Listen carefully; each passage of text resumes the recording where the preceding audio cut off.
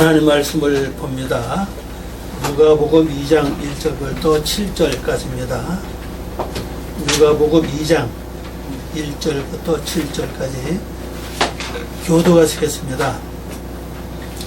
이때에 가이사 아그스도가 영을 내려 천하로 다 호적하라 하였으니, 이 호적은 구레뇨가 수리아 총독되었을 때에 첩권한 것이라.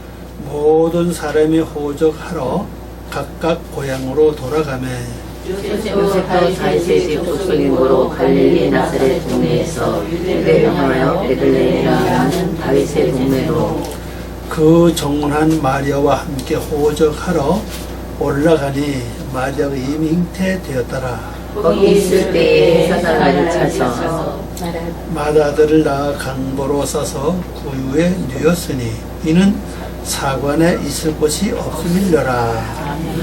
기도합니다. 은혜가 많으시고 우리 모든 죄인을 사랑하셔서 하나밖에 없는 독생자를 땅에 보내주시고 죄인 속에서 모든 죄인을 구속하시고 하나님의 큰 사랑을 베풀어 주신 아버지 하나님 감사 영광을 돌립니다. 또 저희들이 오셔서 목숨까지 버리신 주님의 그 사랑, 주님의 그 엄청난 은혜를 다시 한번 감사하며 저희들이 그 사랑 가운데 다시 고해서 믿음으로 성장하여 아름다운 성도의 삶을 살기에 부족한 것들 은혜를 베풀어 주시옵소서.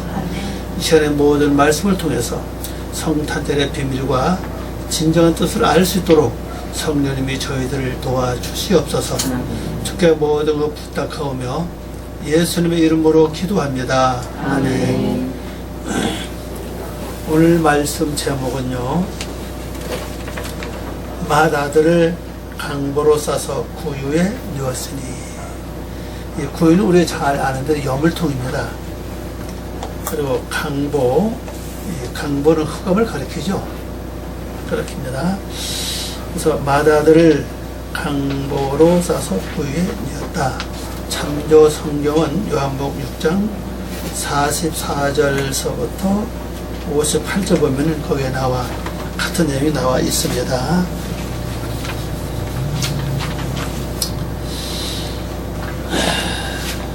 이때가 언젠가면은 1절에 그랬죠. 이때에 가이사 아구수도가 영을 내려.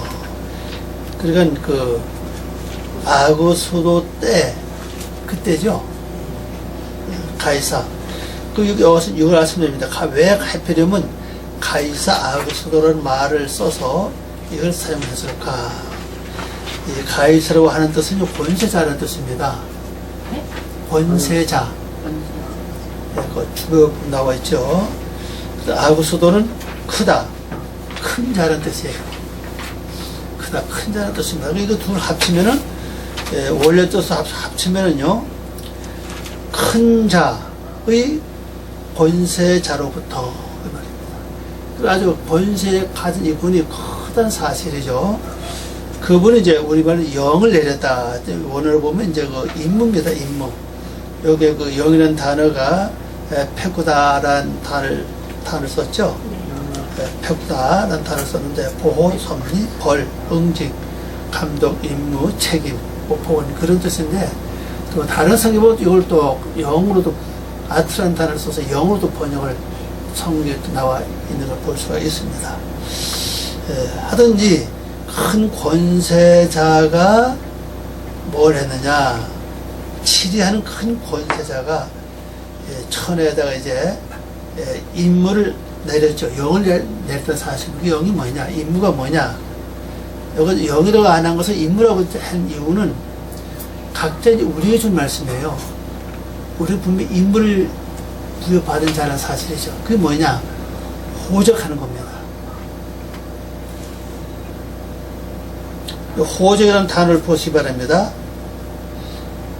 쓰다, 수를 세다, 개선하다 그런 뜻인데 호적이라는 단어가 또 3대라면 또 단어가 달라요. 똑같은 한글은 호적인데 3대에 가서는 그 호적이 자기 자신을 검열한다는 뜻이라고요. 이걸 잘 좀 참조 좀 하시길 바랍니다. 그럼 먼저 수를 세보라는 거죠. 자, 내 속에 나라고 하는 그 인격을 갖춘 존재가 얼마나 되느냐. 여러분은 얼마나 되는 것 같아요? 그 수를 세는 것이 우리에게 주어진 뭡니까? 임무라는 거죠. 혈기도 하나의 내 성품이고, 미워하는 것도 하나의 한 성품이고, 욕심도 한 성품이고, 그렇죠? 그게 얼마나 되냐는 거죠. 그걸 한번 세어봐라.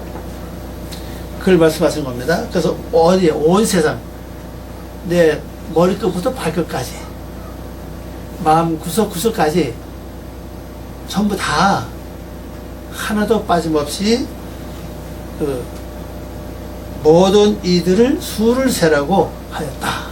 이렇게 번역되어 있습니다. 그러니까 하나님 우리가 준 그 깊은 의미는, 이 성탄절 통해서 나타나는 의미는 뭐냐? 먼저 내 자신의 한번 성품을 한번 헤아려 보라는 거죠. 우리가 매년 성탄절을 맞이하면서 과연 내 자신은 어떤 것이 주체가 되어 있고 어떤 것이 내 자신을 이끌어 가는지 한번 수를 한번 세어보라는 거죠.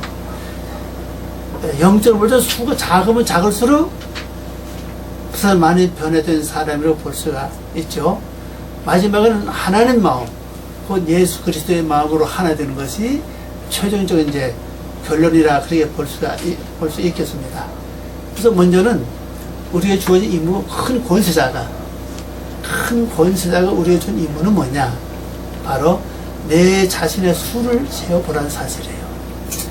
그럼 큰 권세는 결국 누굽니까? 결국 하나님이라고요. 하나님이 우리에게, 야, 너 한번 매년 성탄절을 그냥 보내지 말고 특별히 이때가 되면은 1년 사롱을 다시 하면 내 자신의 영적 상태, 성품 하나하나를 한번 다 헤아려 보아라. 그러면 얼마나 줄 것이 죽고 얼마나 변화가 됐는지, 그 수가 얼마나 작아졌는지 한번 점검해 보라는 거죠. 그걸 우리에게 임무로 주셨다는 사실이에요. 그래서 2절 말씀 보니까 이 호적은 구레노가 수리와 총독되었을 때 첫 번 한 것이라. 이 호적은 단어를 보세요. 여기 보면요. 이때 여기서 수를 세는 거죠. 예, 수를 세는 건데, 구레노라고 하는 뜻은 관할하는 자라는 뜻이에요. 나를 관할하는 자. 그때 수리야. 수리가 통치하는 뜻이고, 행정장관이라는 뜻입니다. 통치자. 나를 통치하고 나를 관할하는 자가 첫 번째 행한 것이다. 그럼 나를 관할하고 나를 통치하고 역시 하나님으로 생각합니다. 그럼 첫 번째 제일 먼저 한 일은 뭘 해야 되냐? 수를 세어보라는 거죠. 우리 이미 다 경험해 왔죠. 교회 처음에 나와서 예수 믿고 회개 한 번은 다 했잖아요. 그럴 때 그때 자기 죄를 헤아려 봤다고요.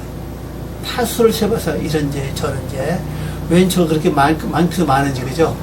이런 죄, 저런 죄 다 수를 헤매서 하나님께 잘못했다. 용서해달라고. 예수의 보혈로 다 씻어달라고. 다 사해달라고.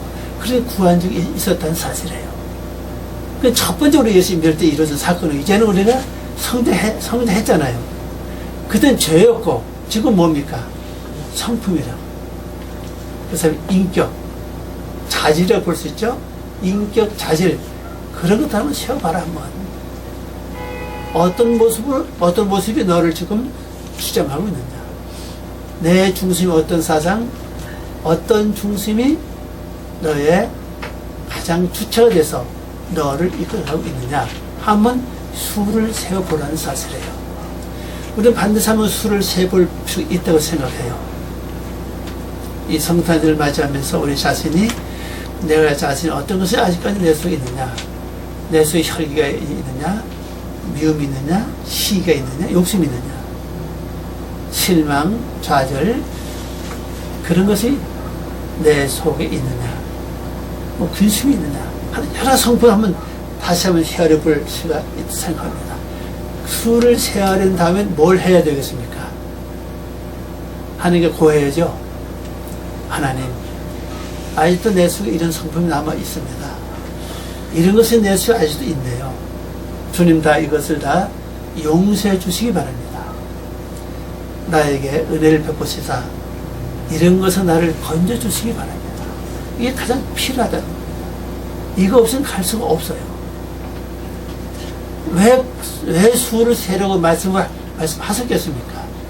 내 속에 그릇된 거, 잘못된 거, 좋지 못한 감정들, 필요 없는 생각들 다 정리하라고 주님께서 그렇게 말씀하고 계신다는 걸 볼 수 있습니다. 제일 먼저 내 자신을 알아야 될 것 같아요. 이게 내 자신을 아는 거 아니겠어요? 내 자신을 아는 거, 그런 중요하다고 생각을 합니다. 그 다음 3절 말씀 보니까요, 모든 사람이 호적하라 각각 고향으로 돌아가매. 그랬어요. 예. 그게 고향이라는 단어를 원어 보면 이제 레이로라는 단어를 썼습니다. 이건 그의 도시라고요. 네, 도시 성읍이거든요. 이르가 성읍 아닙니까? 네. 이걸 이제 우리 성서 이제 모든 고향으로 이제 번역을 했죠. 아니 고향이 아니고 고향이 아니고 모든 네. 소집되기 위해서 검열됐다. 고향은 그런 단어를 썼습니다. 자, 모든 사람이라는 단어 여기 보면요, 이 도시 사람인데 원래 어근 자체에 깨우다는 뜻이라는 뜻을 가지고 있습니다. 이시 레이로라는 단어를 썼죠. 이시 사람이고 레이로는 요거는 그의 도시 사람. 자, 그런 누굴 가지고 나를 가리킵니다. 각각 내 속에 많은 도시, 이 도시라는 것은요, 마을과 동네와 또 달라요, 그죠? 마을은 수가 작고 동네 수가 작죠. 대신 도시는 많다는 얘기입니다. 그럼 내 속에 하나님께서 보실 때 그렇게 많은 그 어떤 사상들, 감정들, 어떤 주체들이 많이 있다는 사실이에요. 그럼 이걸 위해서 고향으로 돌아갔다 그랬는데, 예, 이걸 위해서 이제 자꾸 자신을 검열하기 위해서 이제 돌아간다는 얘기입니다. 그럼 실제 역사적 사건에서는 호적하라고 명령을 받은 사람들은 다 각각 자기 고향으로 돌아갔잖아요. 그 영적으로 오늘 우리에게 주는 의미는 뭐냐? 이 말씀을 들은 우리 각각 내 속에 있는 도시 같은 그 성읍에 다 돌아가야 된다는 거죠. 네, 뭐 하기 위해서요? 이 고향 단어가 레히트입니다. 파케드라는 그 뜻 아니겠어요? 자신을 소집하기 위하여, 자신을 검열하기 위하여. 그럼 이것은 이 단어 또 안에서 또 수를 새겨 그런 뜻이 또 이제 있습니다. 그럼 이것은 중요한 것은요, 검열 먼저 해야 된다는 겁니다. 요건 하나님으로부터 인정받을 수 있는 변화받은 백성이냐, 요건 아직까지도 변화받은 것 척 하는데 중심에는 마귀의 사상을 가지고 있는 것이냐, 겉모습은 하나님 모습인데 속 사람은 아직도 짐승의 성품이냐, 이게 다 검열을 해야 된다 사실 하나하나. 그럼 이렇게 검열하는 방법이 어떤 것이 있을까? 우리가 언제 시간이 있다면 각자 우리 하루쯤은 우리 하나님께 기도하면서 내 자신을 구석구석 살피면서 이게 주님의 말씀으로 옳은 것인지 옳지 않은 것이 한번 점검하는 기도, 검열하는 기도가 필요할 것 같아요. 우리가 한두 번 이거 좀 겪는다면, 1년에 한 번쯤 이걸 겪는다면은 분명히 옳고 옳지 않은 것이 걸러진다고 생각이 돼요. 구별된다고 생각합니다. 옳고 그런 것을 잘 구별해가지고 옳은 것은 더 건강하게 튼튼하게 해주는 것이 기본이고 아직도 요건 된 것 같은데 되지 않은 것들 좀 많이 있잖아요. 이건 어떻게 할 것이냐. 기도하면서 하나님께로부터 지혜도 구하고 명철도 구해가지고 하나는 처리하고 또 회개하고 빨리 벗을 건 벗고 또 취할 건 취하고 버릴 건 버리고 하는 것이 필요하다고 생각합니다. 그 가끔 이제 이 고향, 자기 자신을 검열하는 것이 고향이라는 겁니다. 어디로 갈 것이냐? 자기 자신을 검열을 해야 돼요. 근데 우리 인생 자체가요, 우리 때를 따라서 있다 가면서 내 자신을 검열하는 삶을 살면요, 그 삶을 계속 사는 그 사람은 언젠가는 변화될 수 있을 확률이 굉장히 많다고 생각합니다. 거의가 6인데도 6인지 모르고 생활하는 게 너무 많아요. 분명히 이것이 악인데도 내 자신은 악으로 느끼지 못하고 행동하는 게 너무 많다는 사실이거든요. 근데 그건 언제 알 수 있느냐? 검열할 때만이 가능하다는 사실이에요. 한 번쯤 확인해 봐야 되는 거죠. 내가 마음 먹고 있는 이것이, 이 생각이 과연 옳은 것인가? 내가 지금 하고 있는 이 일이 과연 주님 앞에 합당한 것인가? 그리고 내 영적으로 나에게 어떤 유익을 주고 있는가를 한번 좀 검열해 볼 필요가 있다는 사실이에요. 우리가 이것을 자주 하면 자주 할수록 그 사람이 변화받을 확률이 굉장히 많다고 저는 생각을 합니다. 근데 거의 1년 내내까지 한 번도 안 해요. 그냥 마음 내킨 대로 그냥 살고 마음 먹는 대로 그냥 행동하고 아무 의미 없이 수도 없이 그냥 행동할 많이 있는 거지. 실제 검열해가면서 행동한 사람이 얼마나 되는 사실이에요. 우리 그리스도인도 마찬가지로 봅니다. 교회는 열심히 다니지만은 내 자신을 얼마큼 우리가 검열을 하느냐는 사실이에요. 이게 옳은 건지, 이 말하는 이것이 옳은 건지, 마음 먹는 이것이 옳은 것이, 이 감정이 옳은 것인지, 이 생각이 옳은 것인지 한 번쯤은 검열을 하는 게 그렇게 많지 않다는 사실이거든요. 근데 이걸 이제 우리 완전히 주님께서 하라고 우리 어떡합니까? 명령을 하셨고, 이 명령을 받은 사람이 각각 자기 고향으로 다 돌아갔잖아요. 이게 역사적인 사실이라면 이제 오늘 우리들도 이 길을 가야 된다는 걸 여기서 보여주겠다. 저는 그래서 생각을 합니다. 그럼 이제 4절 말씀을 봅니다. 요셉도 다윗의 집 족속인 고로 갈릴리 나사렛 동네에서 유대를 향하여 베들레헴이라 하는 다윗의 동네로, 이거 번역하면요, 또한 요셉도 다윗의 성에서 유다를 향하여 나사렛 성에 갈릴리로부터 올라갔으니 다윗 집의 시족이기 때문에 베들레헴으로 분명히 소환되었다. 근데 이건 소환되었다고 되어 있어 보면요, 원어를 찾아보면은 그 집으로 이제 소환이 되었다는 겁니다. 여기 이라 하는 이 단어 있죠? 가운데 보세요. 갈릴리, 나사렛, 유대를 향해 그 밑에 보면 이라 하는 요 단어, 한닉이죠. 한닉라아라는 글자만 히브리 단어, 거기에 뜻이 나와 있죠. 분리우다, 소환되다, 소집되다, 호명되다, 그런 뜻이에요. 이게 니팔이거든요. 이게 분류한 겁니다, 지금. 소환됐다는 사실이에요. 우리 성경은 그냥 니팔로 안 하고 그냥 이라 하는 이렇게 갔다고 그냥 설명되어 있는데, 오늘 자세히 보면요, 하나님 말씀하시고 그 다음에 불러드린 거예요. 어디래요? 말씀의 집이잖아요. 벨렘이죠. 자, 그러면 오늘 우리가 하나님께서 주신 이 말씀에서 이제 각각 자기 고향 돌아가서 뭐 하라고요? 자기 자신을 검열하라. 그러면 그 중심이 어디냐? 말씀이라는 거예요. 말씀의 집에서 하는 사실이에요. 말씀을 떠나서는 옳고 그른 걸 분별할 수 없어요. 왜? 인간의 생각이 옳은 것 같은데도 하나님이 보실 때는 옳지 않은 게 많다고 그랬잖아요. 그러니까 내 생각 중심으로 하는 게 아니라 말씀 중심으로 해야 된다는 거죠.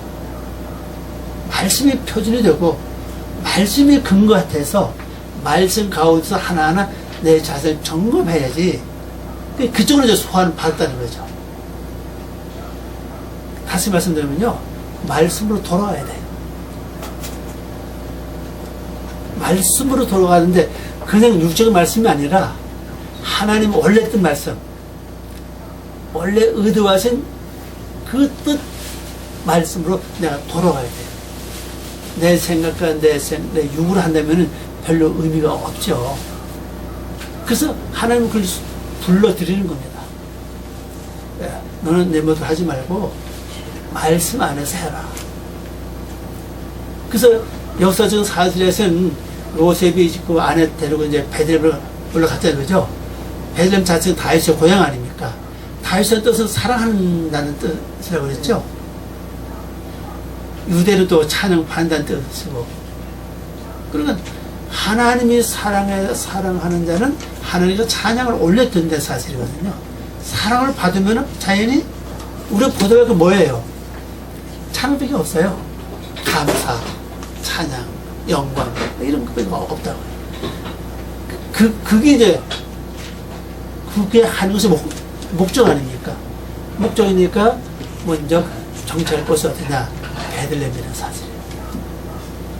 베들레헴 자체가 떡집이고 빵집이잖아요. 우리 잘 아는데. 그래서 여기서 말하면 말씀의 집이거든요. 그래서 말씀을 근거로 해서 해야 된다는 사실이에요. 침례의 역사는 봐도 저겁니다. 교회 기본 교리는 말씀의 교리예요. 신약 성경 교리입니다. 다른 법이 없어요. 말씀대로 하면 돼요. 아무도 탈살이 없는 것처럼. 실제 우리 영구적 삶도요, 말씀대로 살면 돼요. 말씀이 근거돼서 내 생각이 옳고 그름과 말씀이 적합한 거를 잘 판단해서 나가다면은 우리가 주님 보시는 아름다운 열매를 맺을 수 있는 사람이 될 수 있다. 자, 이렇게 소환돼서 올라가니 어떤 일이 벌어지느냐. 어떤 일이 벌어지죠? 5절 말씀 보니까. 그 정원한 마리아와 함께 호적하러 올라가니 마리아가 이미 잉태되었더라. 번역을 해보니까요. 그를 위하여 그 약혼한 마리아와 함께 자기 자신을 계시하기 위하여 그녀가 잉태했다. 그러십니다. 자, 마리아라는 뜻은 모반이라는 뜻이에요. 모반이라는 뜻은요, 나로 말하면 역적을 가리켜요. 배반자거든요. 원래 사상, 원래 뜻을 완전히 돌아서는 걸 바로 모반이라고 그럽니다. 그게 바로 헬라어로 마리아예요. 히브리어는 미рем이라고 그러죠. 네. 뜻은 같아요.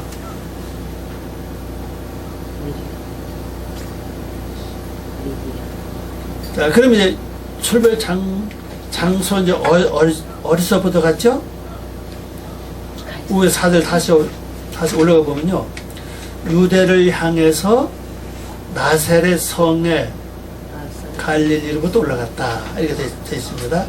갈릴리는 도운다는 뜻이고 구른다는 뜻입니다. 나사렛은 헬라로 볼 때는 거룩하다는 뜻이고 히브리어로 볼 때는 지켜보다 보호하다, 베풀다는 뜻이에요.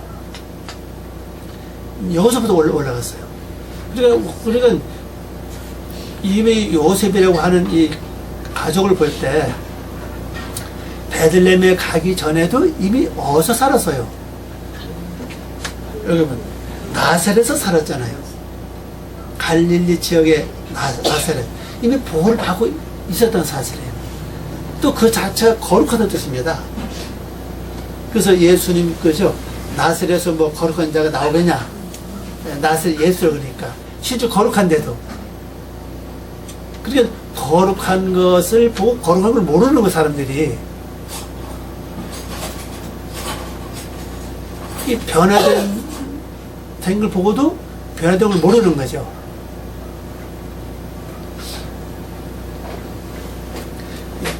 공기도 그래요.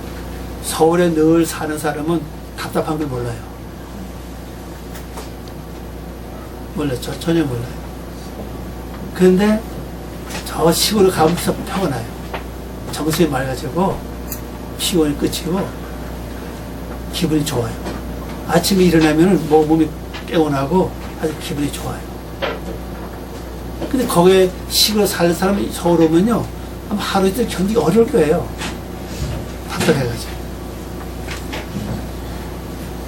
그것처럼 늘 우리가 악의 몸을 잃는 사람은 그 자신이 악인지 몰라요. 그러니까 그 자리를 벗어나야 되거든요. 항상 보호를 받고 거룩한 곳에서 사니까 자연히 자기도 거룩한 자인지 알았다는 사실이에요. 근데 그 자체가 나세에서 살았다고 그래서 거룩하다면은 불러 올리지 말아야 하잖아요. 그죠? 그거 산 데서 거룩해진 게 아닌 사실입니다. 그래서 유대를 향해서 베들레헴으로 소원하는 겁니다. 불 올리는 거예요. 그래서 4절 보니까 그렇게 이제 출발했는데 약혼한 마리아와 함께 갑니다. 가는 목적이 뭐죠? 여기 보니까 호재라는 단어가 나와 있죠? 자신을 소집하기 위하여, 자신을 검열하기 위하여, 자신을 계수하기 위하여, 이런 뜻을 갖고 있어요.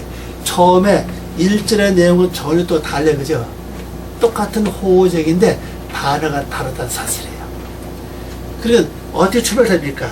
저 수를 세어봐라. 그 수를 세면서 그 다음에 할 일은 뭐죠? 자신을 검열하라는 거예요. 이게 처음과 나중 똑같이 그저 호조로 보는 데 있다는 사실이죠. 그 원문은 분명히 단어가 달라요. 먼저 수를 세보고 그 다음에는 또 검열해봐라. 누구를요? 자기 자신을 검열해봐라. 그렇게 해서 이제 올라가는데 이미 모반과 함께 갔죠. 요셉이가 마리아와 함께 갔잖아요. 그럼 영절을 보세요. 요셉과 마리아는 하나예요.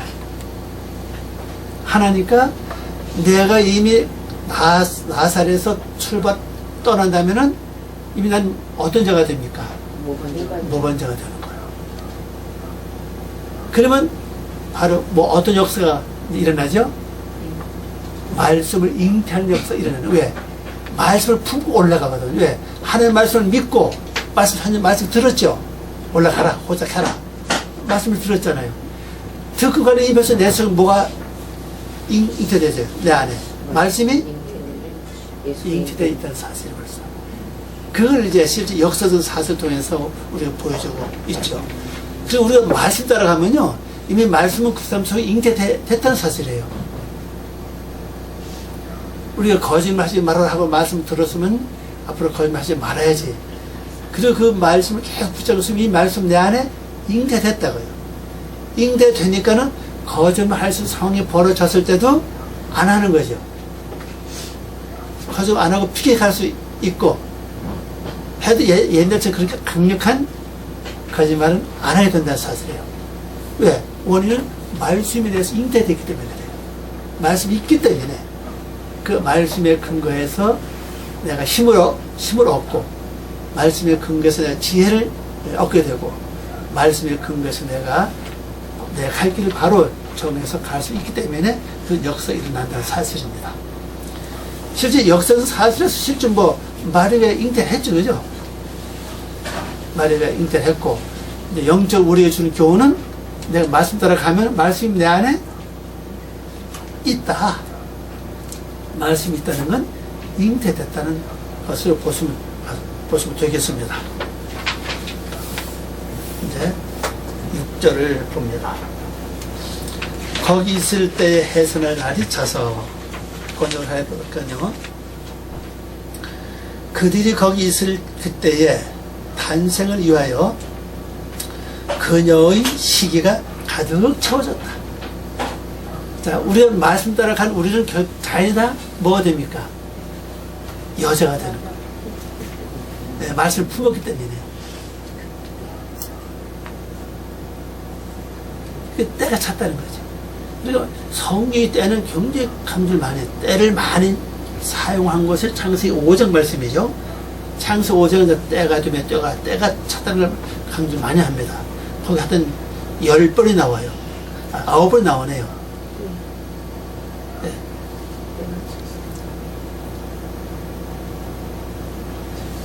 때가 된다는 거. 또 창세기 4장도 가인과 아벨도 때가 참에 그런 말씀 나오고요. 그래서 그런 일이 많이 나와요. 그런 모든 때가 있다는 사실이에요. 우리 지난주에 말씀을 본 것처럼 또 에서도 마찬가지로 진노 잡을 때 때가 참에 그랬잖아요. 때가 참에 이삭이 에서를 불러가지고 어떻게 하라고 명령을 한 것처럼 다 때가 찬다는 사실이에요. 그런 우리는 무한히 가능이 아니에요. 뭐든지 때가 차요. 악을 행하면 악한 심판받을 때가 차야 되는 것이고, 선을 행하면은 하나님께를 이루어서 하나님의 영광에 도달해서는 때가 찬다는 사실이거든, 항상요. 그래서 그들이 거기 있을 때요. 그러면 올라가는 도중에 때가 찬 게 아니라 어디 갔었어요? 여기 있는 곳이 어디죠? 베들레헴이잖아요. 유다 땅 베들레헴에 갔잖아요. 그러니까 여기 와서 벌써만 거하니까 때가 찼다. 자, 그 다음에 7절입니다. 맏아들을 낳아 강보로 싸서 구유에 뉘었으니 이는 사관에 있을 곳이 없음이라. 그랬습니다. 사관이 뭐냐? 여인숙이에요. 다른 뜻도 없게 여인숙입니다. 자, 그럼 여인숙으로 하는 것은 영혼이 거처할 장소가 아닌 사람, 잠시 나가내려서 묵어갈 곳에 사세요. 자, 그럼 내가 말씀 집에 왔습니다. 말씀과 내가 영혼이 사는 게 아니라 어느 기간 동안 하는 거죠. 어느 기간 동안 이루어지면 분명히 하나님을 닮은 모습이 나온다는 사실이에요. 베들레헴에서 예수님이 태어난 것처럼 우리가 말씀을 붙잡고 가서 사는 동안 나그네 있지만은 그게 나그네가 뭐가 됩니까? 하나님의 아들의 모습을 이룰 수 있는 기회라는 사실이거든요. 그 때라는 것을 보여주고 있죠. 자, 번역을 해보니까 이렇습니다. 그녀는 맏아들을 낳아 강보로 싸서 구유에 뉘었다. 왜냐하면 그들에게는 그 여인숙 안에는 장소가 없었기 때문이다 그랬습니다. 그래, 이 여인숙은 여인숙을 할지라도 이들이 거하는 여인숙이 없었던 사실, 실제는요. 아마 그런가 봐요. 갑자기 호적하라고 많은 사람들이 모여들었겠죠. 먼저 있는 사람은 이미 다 여인숙을 다 차지했겠죠. 그러니까 아마 뭐, 어떻게 보면 노숙 생활 한것 같아요, 보면요. 그러니까 아마 마을권에서 아마 생활했는지도 몰라요. 여기 보니까는 아기를 낳아서 어떻게 했습니까? 구에 있는 거 보니까 짐승이 거하는 마을간에서 거처한 것이 아니겠냐 생각을 합니다. 그러면 왜 이렇게 말씀이 전개됐을까? 자, 우리가 뭐죠? 하나님의 아들 모습이 나오기 전까지는 우리 모습 자체가 뭐예요? 짐승 아닙니까? 짐승이니까 짐승이 거하는 장소에 거하는 거예요. 그러면 여인숙 안에는 짐승이 못 들어가죠. 그래서 말씀을 해보면요, 영적 의미가 굉장히 깊어요.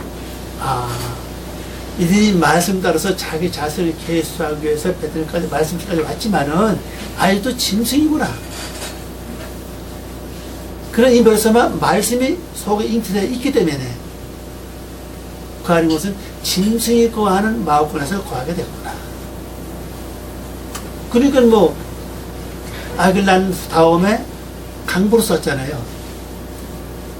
강보라는 단어가 여기 말씀을 볼 것 같으면은 욥기 38장 9절에서 보면요, 하나님은 강보로 흑암으로 강보를 만드셨다 그랬습니다. 구름으로 의복을 만드시고 그 다음에 흑암으로 강보를 만드셨다고 말씀을 했습니다. 하나님 만드신 강보를 언젠가는 사용하신다는 사실이죠. 애기 같지 않은 분이 아기 포대기를 만들지 않는다고 봐요. 분명히 뭔가 임신했을 때에 애기 날 준비하는 것이 바로 옷을 만드는 거 아니겠어요? 그 하나님께서는 분명히 흑암을 가지고 강보를 만드셨는데 언제나 사용을 해야 된다는 사실. 구약에서 욥기에서 말씀했고 신약 누가복음에 와서 그 강보를 사용했습니다. 강보의 재료는 흑암이다. 그 왜 강보를 썼을까? 예수님은 하나님의 모습이에요. 말씀이 태어났죠? 하나님 아들입니다. 그 자체가 빛이에요. 그러면 죄인인 우리들이 그 자체 흑암이기 때문에 빛을 받아들이지 못해요. 간단히 예를 들면요, 어두컴컴한 데서 2, 3일만 있다가 밖에 나서 바로 태양을 쳐다보지 못해요. 눈을 못 떠요. 오래되면 가다 실명할 수도 있다는 사실이에요. 조금씩 눈을 뜨는 게 기본이거든요. 갑자기 빛을 내가 맞이하면요, 맞이할 수가 없어요. 볼 수가 없죠. 그러니까 결국 짐승 같은 우리 인간은 그 자체가 흑암이기 때문에 항상 흑암을 좋아해요. 흑암은 빛을 좋아하지 않아요. 예, 빛을 받아들 흑암이 물러가잖아요. 그 흑암은 빛을 받아들이려고 하지 않죠. 그러니까 하나님 우리 성품 자체가 흑암인 걸 알고 이미 흑암으로 강보를 만들어서 빛을 싸는 겁니다. 빛은 예수님이시잖아요. 예수님은 싸요. 싸야 갖다 놓는 장소 중 하나입니다. 구유입니다. 구유는 쉽게 설명드리면 짐승들이 먹는 밥 그릇이에요. 그렇죠?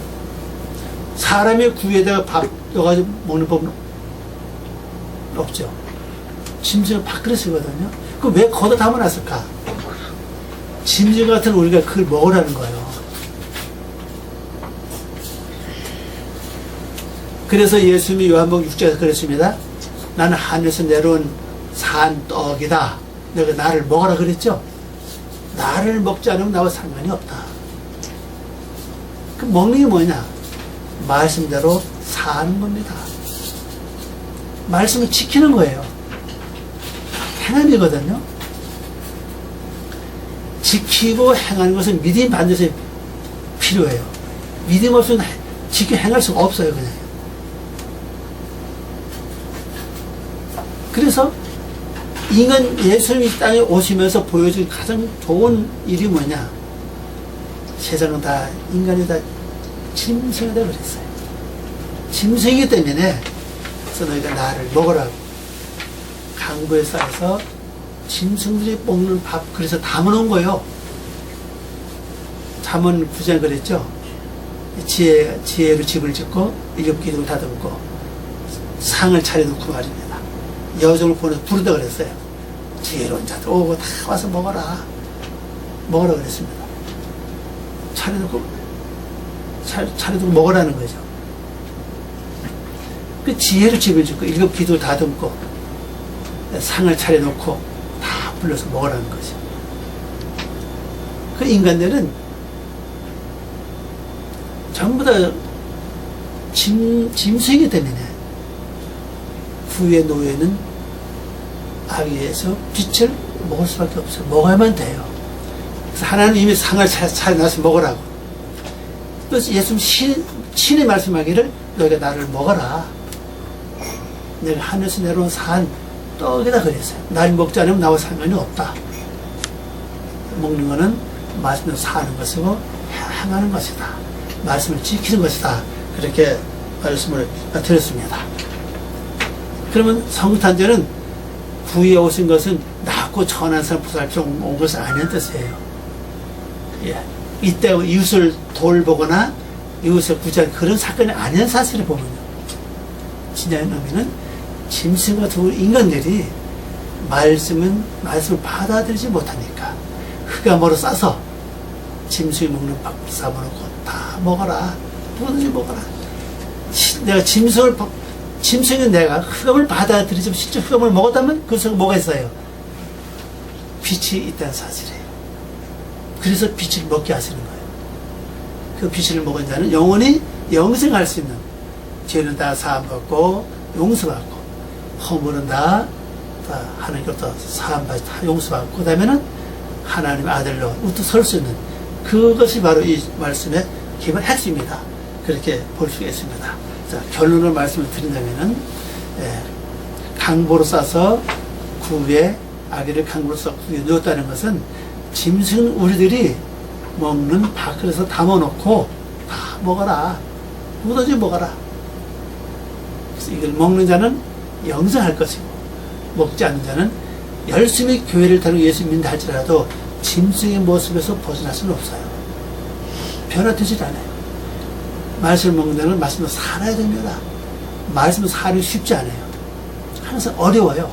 항상 고비가 있습니다.